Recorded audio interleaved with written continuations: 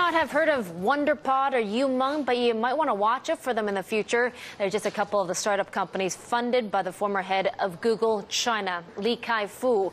And after a quiet year, he's now speaking out about what his company has been doing. Li Kai-fu made waves a year ago when he left Google and set up his own venture called Innovation Works. And his company is an incubator of sorts. So far, it's raised $115 million to fund technology startups in China. Investors include some of the biggest names in the technology space. The startups will not just get financial help here, but also access to industry expertise. And Li Kai-fu himself is considered somewhat of a legend in China's tech circles, with Google, Microsoft, and also Apple on his resume. And it's a reputation which has helped attract talent, young people who would not normally choose to work for a startup company. Bloomberg's Stephen Engle recently caught up with Li Kai-fu in Beijing and got a tour of Innovation Works. And Steve joins us with the latest from Beijing this morning. Steve, what is Li Kai-fu like, and what is he saying about the technology space in China these days? Well, Susan, he's obviously very bullish. Kai-fu concentrating most of that $115 million in initial seed money that they've raised on Chinese startups in the mobile internet space. Innovation Works, his new company, has invested, as you mentioned, 12 companies to begin with, including Tapas. That's an Android smartphone mobile operating system customized for Chinese users. Well, mobile internet already has 300 million users today in China. So I think it's beginning to really take off. And there are 800 million people who use the cell phone. So 800 million is the next step that we can see in the next 3 to 5 years. And that's by far the largest number globally. I do know that today, as you said, there are very few profitable mobile internet companies yet. Everyone's still just starting out, figuring out how things will go. And I think that's exactly the right time we want to get engaged.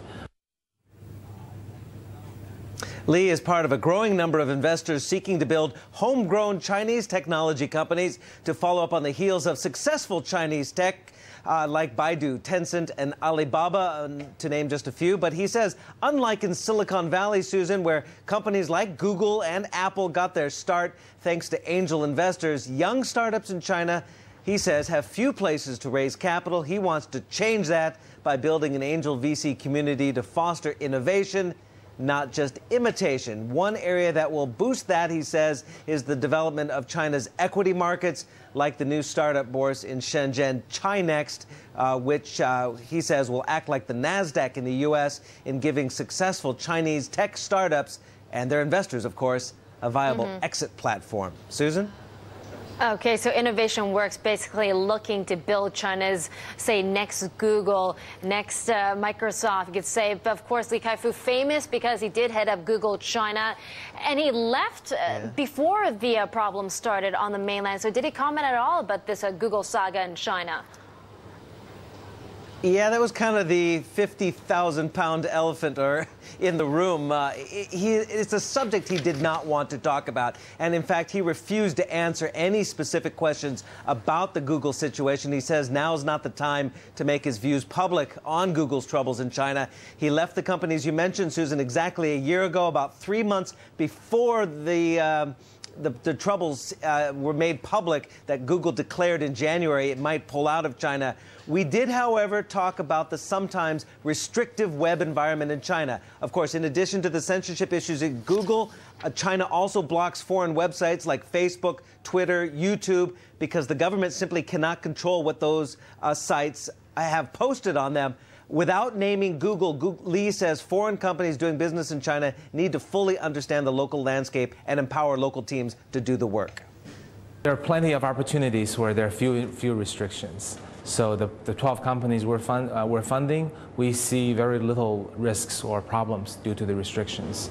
So I don't think it's a major problem. There are certain areas that we would probably not choose to go into, but those are a very small percentage of the overall opportunity map. And Susan, he says he believes the web in China is much more open than it is made out to be. Susan? So some interesting timing from Li Kai-fu, the former head of Google China. Thank you for that, Steve.